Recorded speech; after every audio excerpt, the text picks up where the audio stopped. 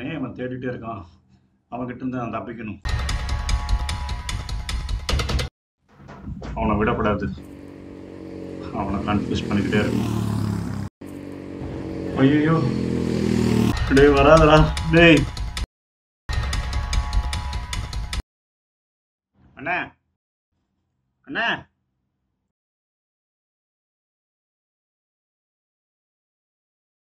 தேங்காய் வேணும்ண்ணா. தேங்காய். என் நிம்மதி எல்லாம் போச்சு. என்னையும் தொடர்ந்துகிட்டே இருக்கான். என் நிம்மதி போச்சு. என்ன போலாமா?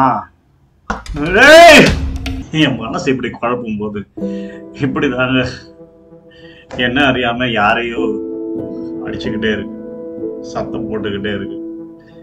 நிம்மதி, சந்தோஷம், சோகம், துக்கம் இப்படி சுத்தி சுத்தி வந்த பரவாயில்ல. வெறுமனே சோகம் துக்கம் வாழ்க்கையில் இருக்கும்போது எப்படிங்க என்னால என் மனசை கண்டிப்பா இருக்கணும்?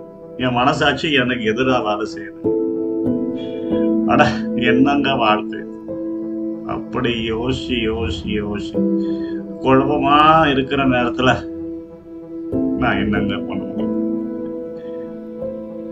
நீங்க நல்லா இருக்கீங்களா?